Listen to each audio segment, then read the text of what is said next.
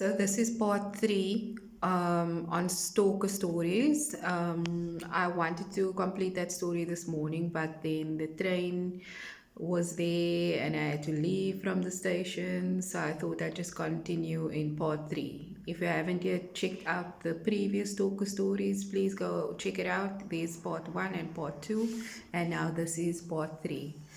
So anyway, this was a very, very long time ago, and I think I lost ended the story where I was walking down the street towards the house where I was staying, and I saw the same stalker guy in the street, um, and I wondered to myself like, what is this person doing so close to where I stay?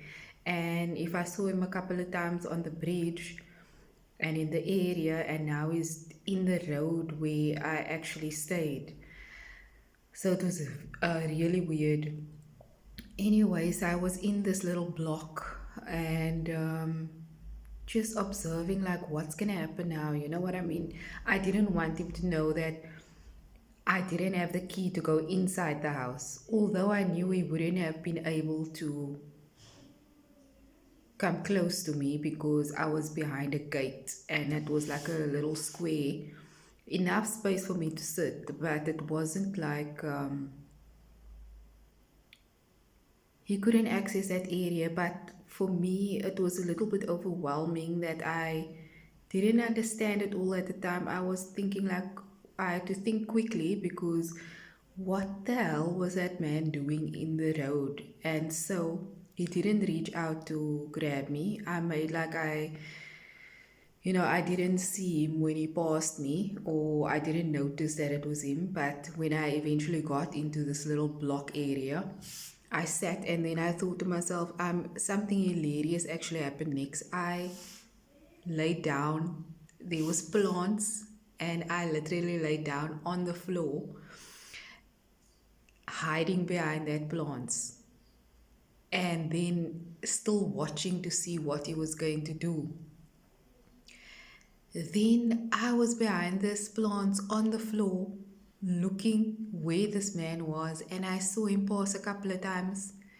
And then when I checked again, he was walking. I think he suspected that I wasn't inside the house for some reason. I'm not sure why, because what he did next was, so the house, so the street was one way, but then it was close to the corner. So then another street goes the opposite direction, which means if you walk down that way, you can then see if someone, if people are walking past there, because usually they walk over the bridge straight down that road, or they take a right into that road where I stayed.